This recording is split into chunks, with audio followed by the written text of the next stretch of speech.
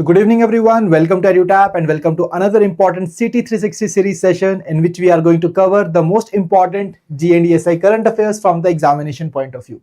And today we are going to cover the important current affairs from 22nd to 23rd of May 2025. If I'm audible and visible to all of you guys, please give me a thumbs up in the chat box so that we can start with the today's session. So I hope that all of you have covered the previous session as well and you have revised the previous session as well. Okay? So good afternoon, good evening, happy Guru Raj and all other people who have joined us live in the today's session. So आज के session में हम cover करेंगे important current affairs from 22nd to 23rd May 2025. Let me tell you, my dear friends, that in these sessions, first we basically revise the important aspects of the previous session. Then we follow up to the important latest current affairs from the given dates. And after that, at the end of the session, we basically solve the MCQ so that we are able to understand whether we have retained all the important information or not from the examination point of view. Okay, I hope that everybody is really ready for the today's session. So good evening, Mayank, Shanika, Gururaj and all other people. So let's start the today's part. So this is the list of topics that we are going to cover in the today's session. So let me tell you that as this session is a GA plus ESI current affairs, तो यहाँ पर कुछ current affair articles आपके ESI से related हैं जो कि phase 1 और फेज 2 दोनों के लिए इंपॉर्टेंट है. उसके बाद कुछ ऐसे आर्टिकल्स हैं जो कि सिर्फ फेज 1 के लिए इंपॉर्टेंट है. That means there are some articles which are important for both phase 1 and phase 2.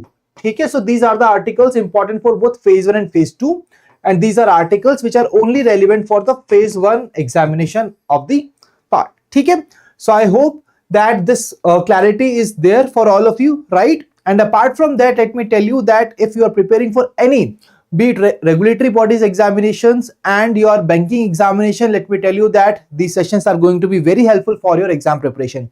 And this bifurcation I have told you basically for the regulatory bodies exam.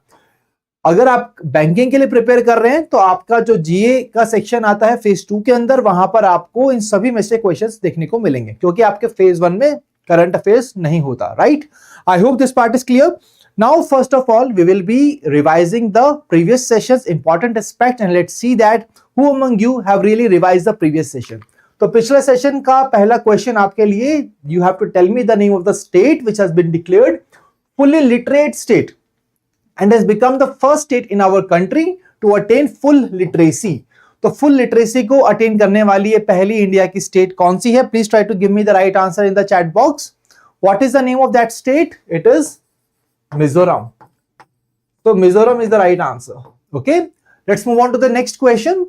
India has been awarded the certificate of elimination of which disease as a public health problem by the World Health Organization. We all know that WHO का World Health General Assembly is taking place in Geneva, Switzerland. और आपको identify करना है that what exactly is that particular disease जिसको India ने eliminate किया. तो last year इन्होंने अनाउंस किया था कि इंडिया ने इसे एलिमिनेट कर लिया है और इस साल हमने देखा कि ये सर्टिफिकेट ऑफ एलिमिनेशन दिया गया है. So this disease is trachoma. Trachoma is the right answer. Okay, next question. 70th world assembly is being held in Geneva, Switzerland. Okay, and what is the theme? The theme is one world for health. This is the theme for World Health Assembly taking place in Geneva, Switzerland. Next question, Northeast Apprenticeship Pilot Scheme. So हमने राजू का example लिया था दोस्तों, right? आप सभी को याद होगा. So ये जो स्कीम लॉन्च की गई है, it has been launched by which ministry? Which ministry has launched this particular scheme for the Northeast Apprenticeship? That is by Ministry of Skill Development and Entrepreneurship. That is the right answer. They will be promoting apprenticeship training in the northeastern region. और यहां पर एक additional stipend दिया जाएगा to the apprentices. What is that additional amount of stipend that will be given under this scheme? That is rupees 1500 per month. 1500 per month will be given as a stipend. This is the additional stipend which will be given over and above the regular stipend that they are receiving, right? Absolutely. So Kritika, Ginny, Gururaj, Mayank, Shanika, everybody is giving me the right answer to these questions. Well done guys. That shows that you have revised the previous session really well. अब बढ़ते हैं अपने next set of questions पर. So World Hydrogen Summit कहां पर organize की गई है? It was organized in Rotterdam. Rotterdam is the right answer. Next part, India is running the National Green Hydrogen Mission. you need to identify that what is the India's target. India is basically targeting to achieve dash million metric tons of green hydrogen by 2030. So what is that amount? That amount is 5 million metric tons of green hydrogen production. Okay.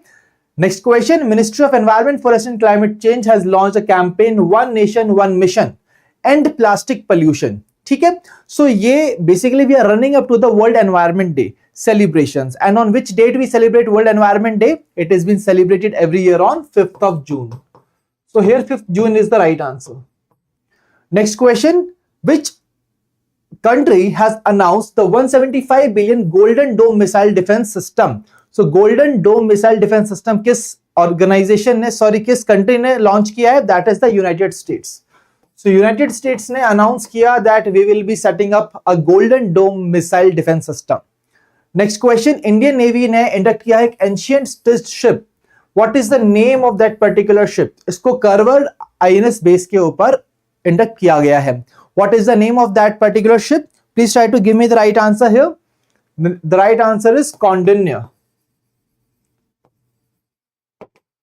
Condinia is the right answer. Next question, the last question, and I want all of you to give me the right answer here.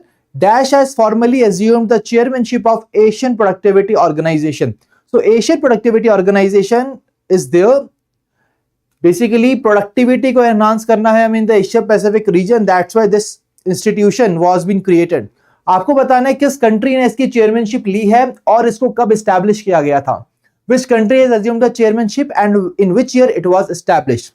So India is the country which has assumed the chairmanship of APO, and in which year it was been established? It was established in 1961. So I'm really glad to see all the people are giving me the right answers in the comment section here. It's really great that yes, you have revised the previous session, and these are the most important dimensions that we need to remember from exam point of view. Okay अब हम बढ़ते हैं अपने आज के session की तरफ. अब कुछ आज की डिटेल्स को कवर करते हैं. And the first news article is first global pandemic treaty. So my dear friends, we have seen when there was the COVID-19 pandemic time, we have seen a lot of chaos. There were shortage of the medical equipments, there were shortage of the medical workforce. So basically lot of chaos was there around the world, and we all know that so many people have lost their loved ones in the COVID-19 pandemic. As a result to it, right now World Health Organization during its 78th World Health Assembly has adopted world's first global pandemic treaty. तो कभी भी कोई ऐसा pandemic फिर से आता है तो हम उसके लिए बेटर प्रिपेयर्ड रह सके, हम उसे प्रिवेंट कर सके, और साथ ही साथ हमारा एक रिस्पॉन्स जो है उस पर्टिकुलर पैंडेमिक की तरफ काफी स्ट्रांग रहे, सो दैट कि हम उसे प्रिवेंट कर सके to basically spread in a large amount, right? So that is why this pandemic treaty has been signed during the World Health Assembly, which is taking place in Geneva, Switzerland. Okay, so this will improve international coordination. So basically हम international level पे जो coordination है हमारा उसको improve करना चाहते हैं, so that हमारा एक better pandemic prevention, preparedness और response रहे during that particular pandemic time.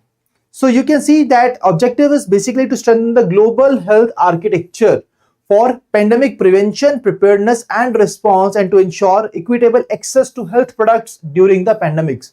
तो ऐसा नहीं कि जिस कंट्री के पास मान लीजिए बहुत सारा पैसा है, so they can basically they are taking away all the medical equipments and the facilities. So there should be an equitable distribution, because every life matters, and for all the people these medical facilities are really required during that particular time. ठीक है, तो first global pandemic treaty को sign किया गया है. Okay, अब इस pandemic treaty के क्या फीचर्स हैं, आखिर क्या प्रोवाइड करेगा ये pandemic treaty? So the first thing is the framework for international cooperation. हम सबका आपस में कोऑपरेशन कैसा है और हम अपने एक दूसरे से अपने रिसोर्सेज को किस तरीके से शेयर कर सकते हैं, that is very important part. Next part is pathogen access and benefit sharing system. So दोस्तों जो PABS है ये एक तरीके का मैकेनिज्म है जिसके अंदर हम पैथोजेंस को शेयर करते हैं और साथ ही साथ उनके जो बेनिफिट्स हैं जिन्हें हम डिराइव कर सकते हैं, इंक्लूडिंग द फाइनेंशियल कोऑर्डिनेशन, तो ये सब इस सिस्टम के अंदर किया जाता है. अब ये पैथोजन क्या है? Pathogen can be a virus, bacteria which can be the leading cause of any disease, right? Apart from that ये जो पैथोजन है हो सकता है कि कोई एक ऐसा पैथोजन है जिसके हेल्प से हम मेडिसिन को बना सकते हैं, राइट? और हम आइडेंटिफाई कर सकते हैं कि कैसे हम इस बीमारी को फैलने से रोक सकते हैं, राइट। तो इसीलिए इस पैथोजन की प्रॉपर एक्सेसिबिलिटी सबके पास होनी चाहिए, सैंपल्स पूरे वर्ल्ड वाइड डिस्ट्रीब्यूटेड रहने चाहिए और साथ ही साथ बेनिफिट शेयरिंग सिस्टम भी रहना चाहिए। दैट मीन्स अगर उस पैथोजन का हम किसी तरीके से एडवांटेज ले सकते हैं तो कैसे ले सकते हैं, for the betterment of the people. So this is the second important feature here. Third part is emphasis on one health approach, जहां पर हम ह्यूमंस, एनिमल्स और एनवायरमेंटल हेल्थ तीनों को साथ में लेकर चलेंगे। We will be taking them collectively, right, under the one health approach. Then mechanism for the capacity building. So research development में यहां पर हम कैपेसिटी बिल्डिंग करेंगे, ट्रेनिंग्स प्रोवाइड की जाएंगी लोगों को, सो दैट कि हमारे पास एक बेटर वर्कफोर्स रेडी रहे। After that preservation of national sovereignty with no imposition of the domestic policy mandates by the World Health Organization. तो एक नेशनल किसी भी कंट्री की सोवरेनिटी को मेंटेन किया जाएगा, ठीक है, उसे प्रिजर्व किया जाएगा during this pandemic times.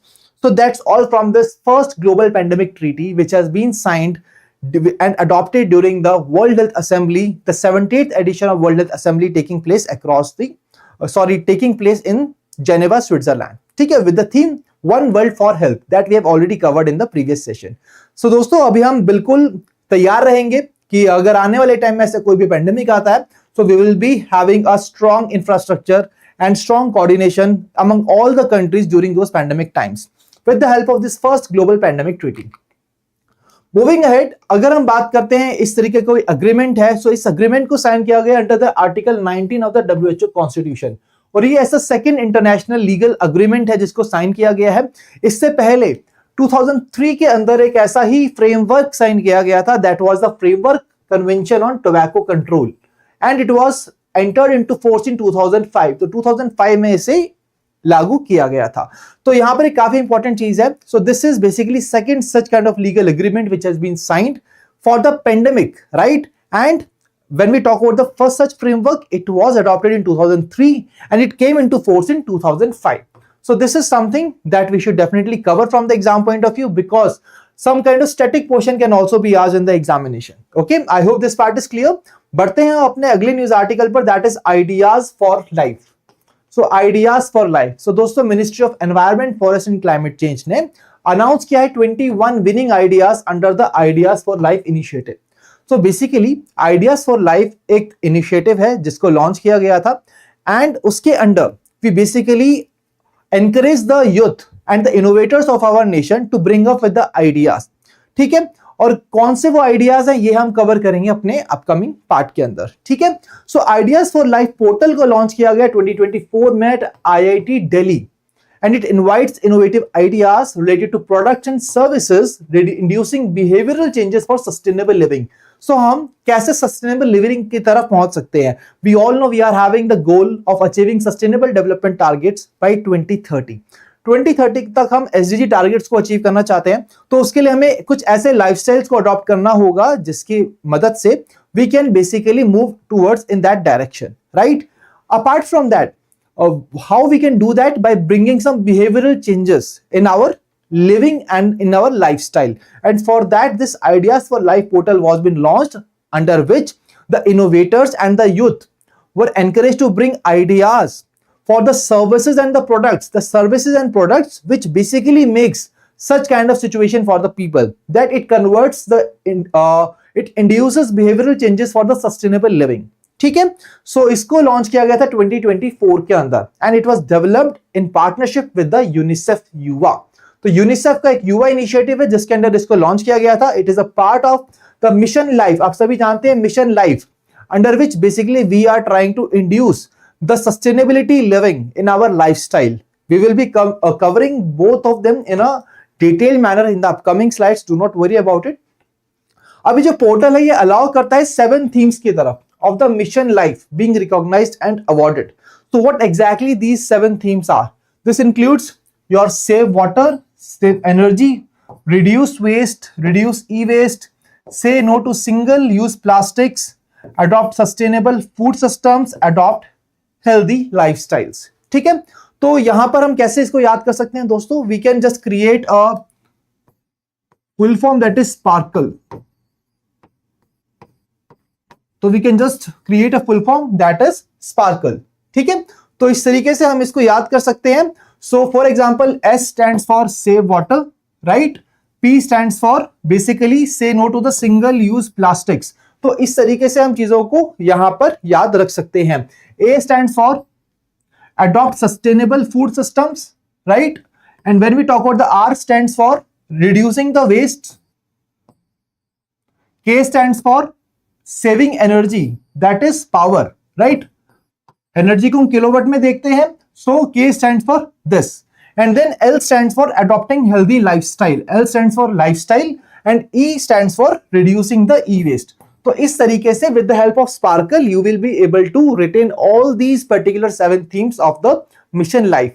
Please give me a thumbs up in the chat box if this full form or acronym is basically making it easier for you to remember these 7 themes under the mission life.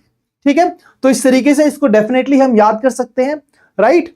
और अगर हम बात करेंगे कि हम इस part को कैसे याद रखें, आइडियाज फॉर लाइफ पोर्टल, कैसे हम याद रखें कि कब लॉन्च हुआ था, कैसे लॉन्च हुआ था, कौन कौन सी ऑर्गेनाइजेशन इसका पार्ट थी. तो काफी इजी है दोस्तों. Just imagine that there is a tree. Just imagine that there is a tree, right. It has 7 branches. The 7 branches are basically the sparkle, right? To sparkle the lives of the people across India. Basically this tree was been launched and this tree is basically the full of ideas, right? Ideas किसके लिए, life के लिए. तो we can name it as a life tree. इसको हम life tree के नाम से भी याद कर सकते हैं, ठीक है. तो ये जो लाइफ ट्री है इसको IIT दिल्ली के अंदर 29 जुलाई को इस ट्री को प्लांट किया गया. किसने प्लांट किया गया, युवा ने प्लांट किया. बिकॉज अगर हम बात करें कि कंट्री के लिए आगे आने वाले टाइम में who is going to take the responsibility, that is the युवा. तो युवा ने हमारे लोगों की लाइफ को मिशन मोड में सस्टेनेबल तरीके से लागू करने के लिए इस आइडियाज फॉर लाइफ ट्री को प्लांट किया at IIT Delhi. With the help of this, we will be able to retain all the important key aspects which we are required to remember from exam point of view. ठीक है? So, are you guys able to cover this holistically? Please tell me. Are you guys able to retain this data? Please give me a thumbs up in the chat box if it is becoming easier for you now in order to cover this part. ठीक है? I hope this is clear to everybody, right? तो याद रखिए sparkle और इस life tree के बारे में and your life will also be becoming easier with this. Now moving to the next part, that is the UNICEF YuWaah. So UNICEF YuWaah, basically it is an initiative of the UNICEF which was launched in year 2019. और इसने 76 million जो young people हैं उनको help की है by providing them proper skill development, employment opportunities, social innovation and entrepreneurship skills, career guidance, volunteering avenues. तो इन सभी areas के अंदर 76 million young people को इन्होंने हेल्प किया, बेनिफिट प्रोवाइड किया थ्रू द युवा इनिशिएटिव. ठीक है, अब इसके अंदर कुछ हमारे स्ट्रेटेजिक टारगेट्स भी हैं जो कि इंडिया से रिलेट करती हैं. What exactly these are? This includes building pathways for 100 million young people so that हम अपनी इकोनॉमिक अपॉर्चुनिटीज का जो एक अनटैप्ड पोटेंशियल है उसको हम टैप ऑन कर सके, उसका हम फायदा उठा सके. Then facilitating 200 million young people to gain relevant skills aligned with the future of work and lead productive lives.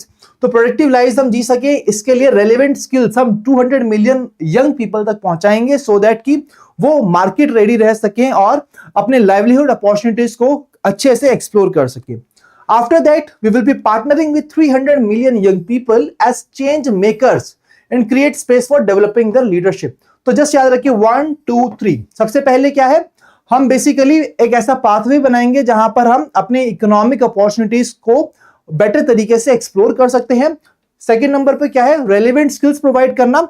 और जब हमारे पास स्किल सेट आ जाएगा तो हम एक नया स्पेस क्रिएट करेंगे जहां पर हम अपने लीडरशिप स्किल्स को हम चेंज लेकर आएंगे लीडरशिप स्किल से. तो काफी सब चीजें होंगी with the help of this part. ठीक है, so that is the UNICEF युवा इनिशिएटिव. ठीक है दोस्तों, अब बारी आती है हमारे तीसरे इनिशिएटिव की, that is the mission for life. So mission life which is the lifestyle for environment. तो मिशन लाइफ एक इंडिया का इनिशिएटिव है जिसको प्राइम मिनिस्टर मोदी जी ने लॉन्च किया था एट COP26 इन ग्लासगो. नवंबर 2021 के अंदर इसको लॉन्च किया गया था जहां पर Basically, we are trying to promote individuals and community actions for environmental sustainability. That means हम अपने lifestyle के अंदर अगर induce कर लें sustainable living को, so it will be very easier for us to save our environment and to also move towards the sustainable development goals, right? अब इसका objective क्या है? इसके अंदर 1 billion Indians और global citizens को हम mobilize करेंगे so that they can take individual and collective actions for protecting and preserving environment. So sustainable development की तरफ हम क्यों जाना चाहते हैं? So that हम preserve कर सके और अपने environment को protect कर सके, right? अब कितने years के लिए? Like आपका target है कि मैं RBI Grade B officer बन जाऊं by 2025 only. Similarly, Government of India ने भी target किया है कि हम 5 years के अंदर ऐसी lifestyle को induce करेंगे हमारे लोगों की lives के अंदर. So the period is 2022 to 2027. ठीक है, और 80% जो है हमारे, कम से कम 80% of all the villages and urban local bodies within India they will be becoming environment friendly by 2028. Environment friendly बनाया जाएगा अर्बन लोकल बॉडीज को, विलेजेस को, और what is that number? At least 80%. ठीक है, so nodal agency will be first year there will be NITI Aayog that will be acting as the curator and the incubator, and second year to fifth year there will be implementation of this particular mission by the Minister of Environment, Forest and Climate Change. ठीक है, apart from that अगर हम core principles की बात करते हैं इस initiative की, so it includes, first of all, it embodies P3 model, that is pro planet and people, right? And it advocates for a lifestyle of for and by the planet. और एक 3-pronged strategy यहाँ पर use करते हैं, that is demand, supply और policy की, जहां पर हम चाहते हैं कि हम encourage करें eco-friendly actions. So we are basically demanding the eco-friendly actions from the people. Then supply, industries को हम enable करें so that they can adopt such kind of sustainable demands. Third one is policy, policies को influence किया जाए for sustainable consumption and production.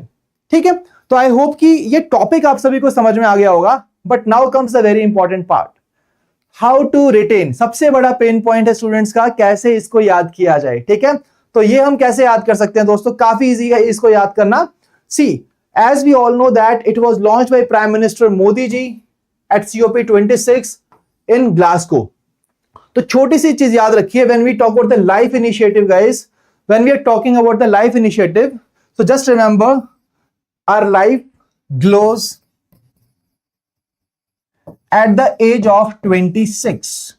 जब आप 26 साल के होते हैं तो आपकी लाइफ एकदम, आपकी लाइफ में उजाला ही उजाला होता है, right? Your life glows at 26. So life कब लॉन्च किया? COP26 के अंदर लॉन्च किया. कहां पर लॉन्च हुई थी COP? कहां पर हुई थी कंडक्ट? ग्लासगो के अंदर हुई थी. That is glow. So life glows at 26. तो आई होप कि ये चीज आपको याद रहेगी, right? Apart from that, it is a very important part that when we talk about the life, so how the life will be glowing of these people by when we talk about this part, so just remember 1B 5Y, 1B for 5Y. अब कैसे, what exactly is the relevance of this? That is 1 billion people, उनकी life glow करेगी, right? And for a span of 5 years. वो कौन से 5 years हैं? 2022 to 2027.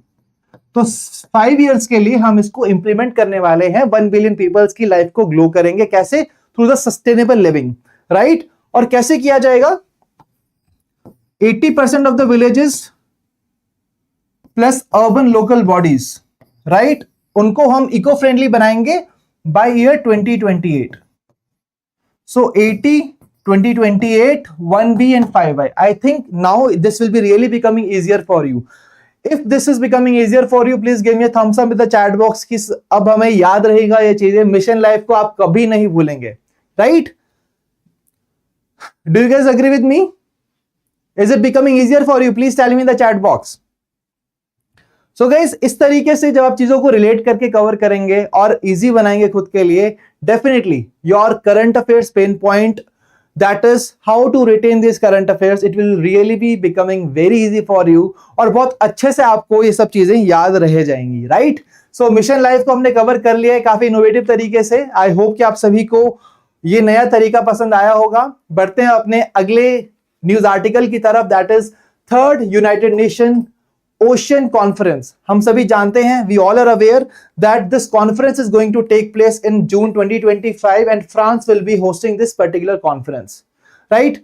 But before this particular conference, India has announced and India has hosted the second Blue Talk. So ये Blue Talk किस चीज से related है? Basically it is a topic of blue economy. When we talk about the blue economy, my dear friends, what is blue economy? Blue economy is basically using the oceans and seas, right? And creating some economic opportunities which are sustainable in the nature. And we are creating these economic opportunities by using these oceans and seas, right? So we will be advancing preparations to strengthen commitment ahead of this particular conference which will be hosted by France. ठीक है, अब इसको implement कौन करेगा? क्योंकि बात हो रही है एनवायरमेंट की, so it will B implemented by ministry of Earth sciences. तो हम बात कर रहे हैं सेकंड ब्लू टॉक्स, इसको किसने इंप्लीमेंट किया? मिनिस्ट्री ऑफ अर्थ साइंसेस ने, which is a nodal agency for blue economy in our country.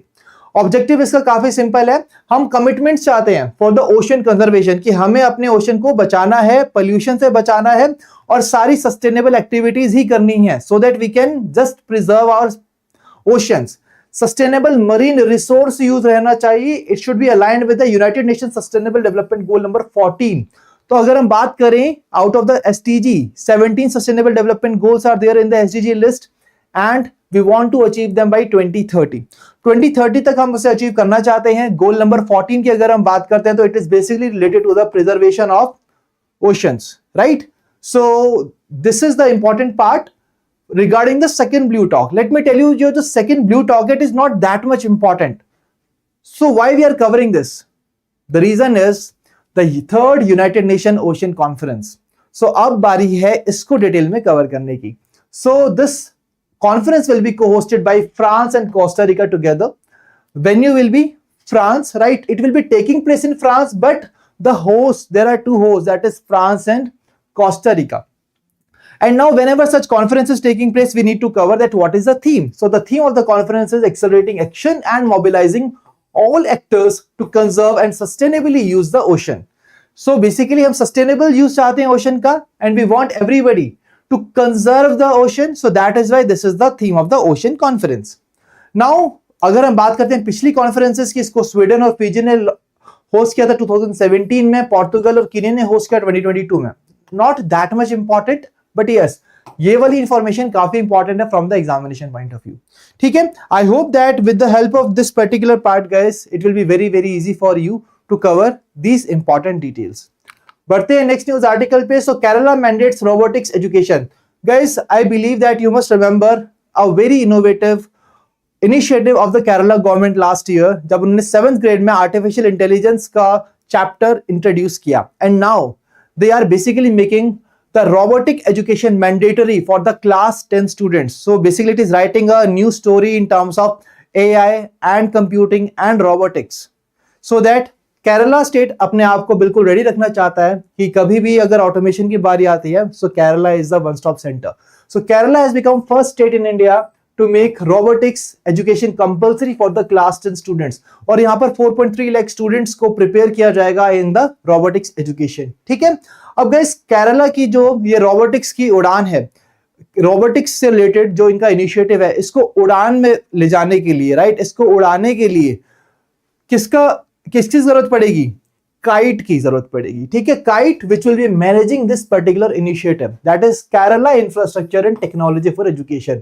सो केरला की रोबोटिक्स की जो उड़ान है उसमें कौन मदद करेगा? काइट मदद करेगा। ओके, सो एक पतंग मदद करेगी। Just for the relevance I am just trying to making it easier for you.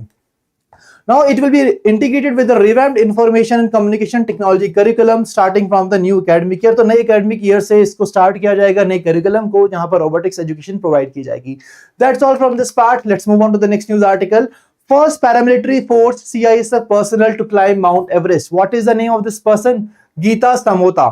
तो गीता समोता पहली paramilitary force CISF personnel बनी है जिन्होंने वर्ल्ड की टॉलेस्ट पीक को क्लाइम किया, that is mount Everest. And let me tell you that she is also the first ever woman to do this, right, of the paramilitary forces, and she also became first woman from any central armed police force to conquer mount Satopanth in Uttarakhand and mount Lobuche in Nepal. तो इन्होंने 2019 के अंदर इन दोनों को climb किया था and now she has climbed the Mount Everest. Please remember the name Geeta समोता.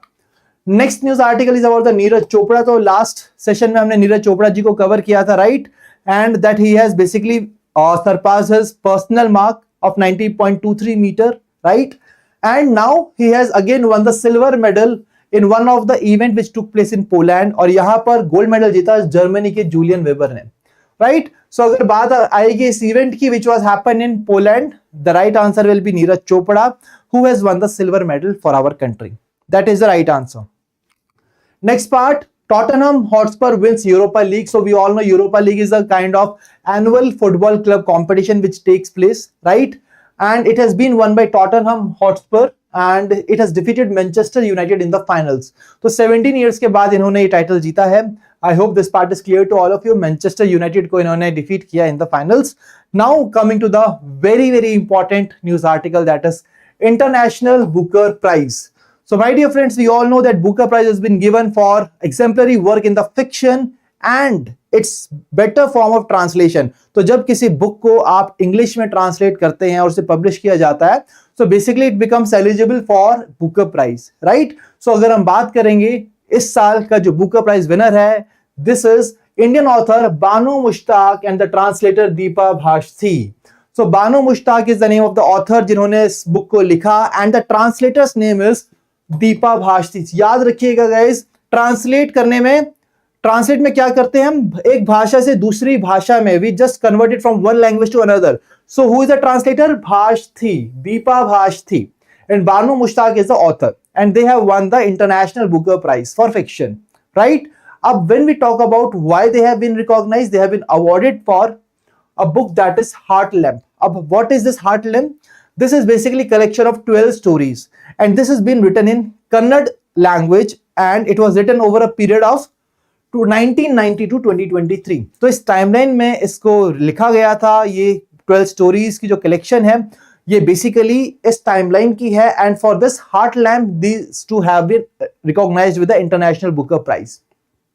ठीक है. And when we talk about this book, it basically shows the struggles, the everyday life struggles of the South Indian women's, right? Now it is the first time that award has been given to a collection of short stories. पहली बार ऐसा हुआ है कि short stories की collection वाली book को यह award दिया गया है. भाषती पहली इंडियन ट्रांसलेटर है और 9th फीमेल ट्रांसलेटर है जिन्होंने इस प्राइज को जीता है. मुश्ताक जो है, बानू मुश्ताक जी, ये 6th फीमेल ऑथर है to be awarded the prize since then. ठीक है. सो याद रखिए, Banu Mushtaq and Deepa Bhasthi. I hope this will be very very easy for you to remember.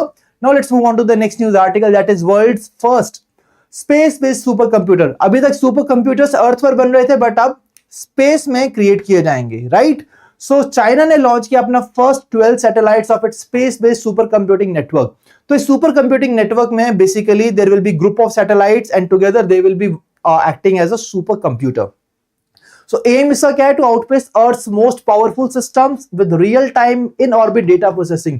Let me tell you, my dear friends, a very important part कि बिना terrestrial station की help से ये जो सुपर कंप्यूटर है इस डेटा को प्रोसेस कर पाएगा, राइट, और रियल टाइम प्रोसेसिंग यहां पर रहेगी. So what is these terrestrial stations दोस्तों?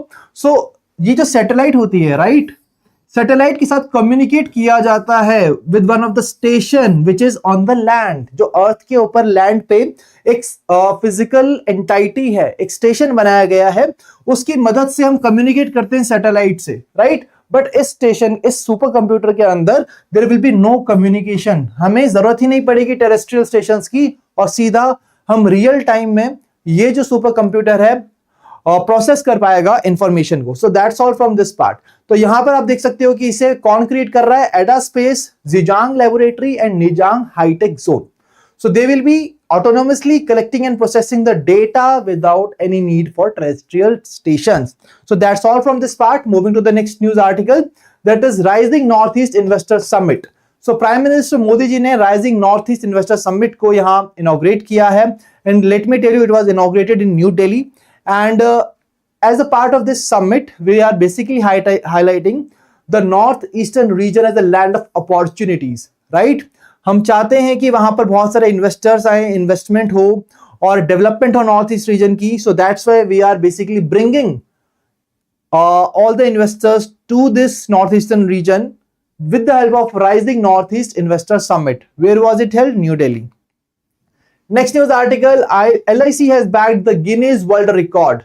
So क्या वर्ल्ड रिकॉर्ड इन्होंने बनाया? Let me give you a very small context here, guys, that LIC basically celebrates Mad Million Day.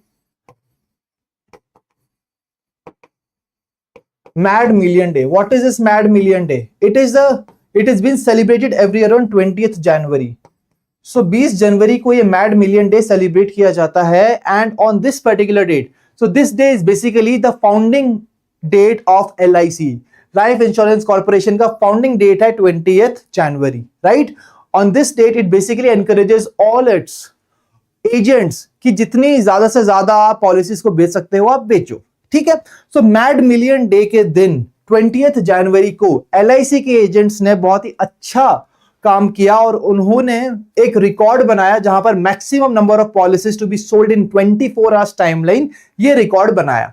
और कितने हमारे एजेंट्स थे? 4.5 लाख एजेंट्स ने 5.88 लाख लाइफ इंश्योरेंस पॉलिसीज को सोल्ड किया across India with in 24 hours on 20th of January. So this is basically the part that we need to cover here, and with this LIC has earned a Guinness World Record title for most life insurance policies sold in 24 hours. I hope कि अब आपको एकदम याद रहेंगी चीजें। 20th January Mad Million Day and LIC has created this record. And with this, my dear friends, we are just done with the important news articles from 22nd to 23rd of May, and now it's the time for solving the MCQs. तो काफी अच्छे तरीके से हमने news articles को cover कर लिया है, right? And now it's the time to solve the MCQs. Now it's time to basically identify whether we are able to retain. क्या हमें वो चीजें याद हुई हैं जो हमें कवर करनी है from the examination point of view. But before moving on to the MCQs, guys, there is one question that I am having for all of you, that at what time you want the CT360 sessions to be conducted, at 7 AM or at 5 PM. तो ये आप मुझे अभी नहीं बताएंगे, you need to tell me this at the end of the session. जब session खत्म हो जाएगा कमेंट सेक्शन में आराम से पोस्ट कीजिएगा, थोड़ा सा टाइम लीजिएगा कि किस टाइम पर आप चाहते हो कि हम आपके साथ इन करंट अफेयर्स को सेशन को कंडक्ट करें, ठीक है? 7 AM पे करें या 5 PM पे करें, ये आप मुझे बताएंगे कमेंट सेक्शन में after the end of the session, so that you are having basically taking a thoughtful decision. So उसके बाद ही we will be taking a decision at what time we will be conducting these sessions. Okay. So now guys, moving on to the first question here, and the first question is on the International Booker Prize. यहां पर question है the persons, what is the name of the two person who have basically got this award for year 2025. So what are the name of these two persons? We all know that Banu Mushtaq is the author and Deepa Bhashti is basically the translator. So option C is the right answer here. Okay, so I can see in the chat box that people are giving the timeline. Guys, don't do it right now, just try to tell it after the end of the session. ठीक है, अभी questions पर focus करते हैं हम. Okay, questions पर focus करते हैं. इस क्वेश्चन का सही आंसर है option C, International Booker Prize. Translator और ऑथर दोनों के नाम हमने यहाँ पर आइडेंटिफाई कर लिया है. Well done. बढ़ते हैं नेक्स्ट क्वेश्चन पे, that is on the mission life. So अभी जो मैंने आपको एक छोटा सा तरीका बताया था कैसे आप इसको याद कर सकते हो, अब वो आपको implement करना है, and you have to tell me the right answer here. So Mission Life has been in a focus as a major global initiative from India promoting sustainable living. You need to follow these statements and identify the correct option. तो दोस्तों सबसे पहले important चीज, जब भी कोई MCQ आता है, जब भी कोई क्वेश्चन प्रैक्टिस करते हो आप, तो सबसे पहली चीज क्या ध्यान रखनी है हमें, that what is the demand of the question. क्या डिमांड है, करेक्ट ऑप्शन आइडेंटिफाई करना है. Second thing, what is the topic. Topic is mission life. अब बारी आएगी कि कीवर्ड्स पर फोकस करना है, ठीक है? ऑफ द स्टेटमेंट्स हमें फोकस करना है कीवर्ड्स के ऊपर. कीवर्ड्स क्या है? वो इंपॉर्टेंट फैक्ट्स एंड फिगर्स जो हम याद करते हैं एग्जामिनेशन पॉइंट ऑफ व्यू से. सो बेसिकली दो तरीके के कीवर्ड्स रहेंगे आपके. कुछ कीवर्ड्स होंगे इंपॉर्टेंट फैक्ट्स और फिगर्स के, और कुछ कीवर्ड्स होंगे आपके जो कि डायनामिक चेंज कर दे, जो मीनिंग चेंज कर दे किसी भी सेंटेंस का, लाइक नॉट, ओनली. तो ऐसे वर्ड्स का भी इस्तेमाल किया जाता है स्टेटमेंट्स के अंदर टू मेक इट इनकरेक्ट. सो ये याद रखिए कि हमें इस चीज का ध्यान रखना है. तो फर्स्ट स्टेटमेंट में mission life COP27 prime minister ने लॉन्च किया clean energy adoption across urban sectors. तो फर्स्ट स्टेटमेंट इज राइट और wrong? I told you that life glows at 26, so it will be COP26 and not 27. So first statement is incorrect. Second statement, NITI Aayog, curator incubator, initial year of mission life. So this statement is right. तो इसको भी हम याद कैसे करेंगे, मैं आपको भी फिर से बता दूंगा. The mission operates on a 3-pronged strategy targeting demand, supply and policy intervention. So basically, yes, these are the 3-pronged strategies that will be used as a part of this, right? So one statement is incorrect, second and 3 are correct. So right answer will be option B, that is 2 and 3.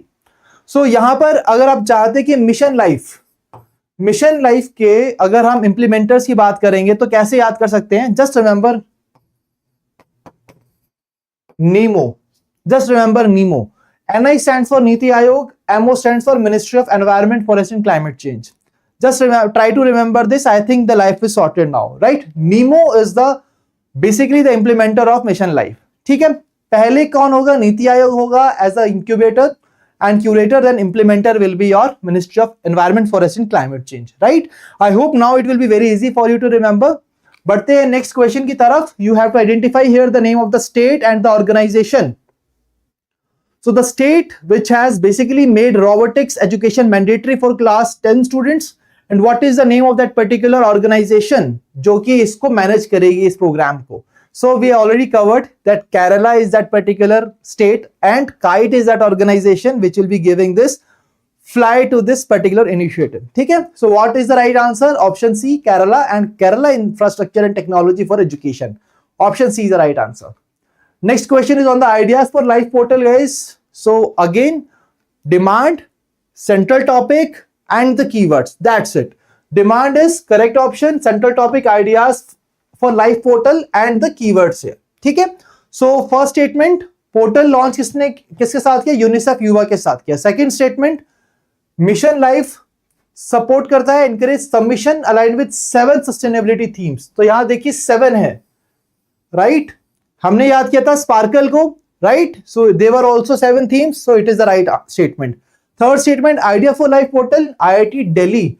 The life of trees was planted at IIT Delhi by UNICEF YuWaah for sustainable life, right? So this statement is also right. The right answer is option E, that is all 1, 2 and 3. So कौन ऐसा student है जिसको ये question करने में कोई problem आई है? Please tell me in the chat box. Please freely ask it. अभी पूछिए, so that it will really आपका जो भी डाउट है वो अभी के अभी यहां पर रिजॉल्व हो जाए. और मुझे बताइए कि क्या the way we have covered this topics, is it really difficult for you to identify the right answer? Please tell me in the chat box. क्या आपके लिए डिफिकल्ट है इसको याद करना? सो काफी जरूरी है कि चीजें हमें याद करनी ही ना पड़े, याद खुद ब खुद हो जाए. अगर ऐसा कुछ मिल जाए तो I think life will be easier for us, right? So today with this session I have just tried that, and now I am having one homework question for all of you. The question is basically on the World Health Assembly adopted world's first global pandemic treaty. इसका answer आप देंगे comment section के अंदर, ठीक है? So अगर हम बात करते हैं होमवर्क क्वेश्चन प्रीवियस सेशन की, the question was on the Ullas scheme. The right answer is option B here. Only statement 2 and 3 are correct here. And my dear friends, if I talk about the star performers, so this is the whole list of star performers, and I'm really glad, guys, and I'm really happy to see a lot of love from your end towards this session also. So many people are appreciating the session. That's really great to see that yes, you are liking this session. So hats off to all these people, and these also who have given me the right answer of the homework question in the comment section. ठीक है? So Kritika is saying easy now. Mayank is saying no sir, no doubt. That's really good to hear that. And now my dear friends, if you're still new to our YouTube channel, kindly subscribe to it. Press the bell icon to receive all the latest updates. तो अगर आपको हमारे YouTube sessions पसंद आ रहे हैं and you are really learning the way to cover the current affairs, how to retain them, how to solve the MCQs, you can definitely click on the bell icon, subscribe the YouTube channel. So it's you that you have to decide. I think you are the best deciding person for that. हाँ, एक काफी important चीज है दोस्तों, session का PDF कहाँ मिलेगा? Telegram channel पे मिलेगा. तो रिवीजन काफी जरूरी है क्योंकि अगले सेशन में पहले ही टेस्ट होगा, राइट? तो पीडीएफ आपको कहाँ मिलेगी? टेलीग्राम चैनल पे मिलेगी, जिसका लिंक डिस्क्रिप्शन में दिया गया है. So guys, again this question is for all of you.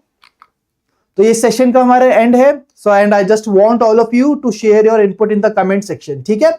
So session खत्म होने के बाद कमेंट सेक्शन में आप सभी मुझे बताएंगे, right? I hope that this is clear to all of you, and guys, it was really great to have all of you here today in this session. अब किसी की कोई भी क्वेरी है, please feel free to ask, otherwise we can conclude the session. और दोस्तों, आपकी कोई भी क्वेरी है related to the current affairs या फिर कोई और सब्जेक्ट की, करंट अफेयर से रिलेटेड है, आज के सेशन से रिलेटेड है, कमेंट सेक्शन में पोस्ट कीजिए, आई will be answering your query. और अगर कोई भी क्वेरी आपकी रिलेटेड टू मेंटरशिप है, आप कोई दूसरे सब्जेक्ट में प्रॉब्लम फेस कर रहे हैं, do not worry, just email us at hello@edutap.co.in or you can call us at 8146207241 because we are here to resolve all your queries, and we are here basically to ensure that yes, your journey to becoming the next officer is as smooth as possible. I can see in the chat box that there are no more queries here. You can just tell me the time, and apart from that, अगर आपको session अच्छा लगा and the innovative way that we have tried, तो definitely आप उसके बारे में भी थोड़ा सा बता सकते हैं मुझे कमेंट सेक्शन के अंदर। Now I will be meeting you in the next session. Till then, stay happy, stay healthy, wish you all happy learning.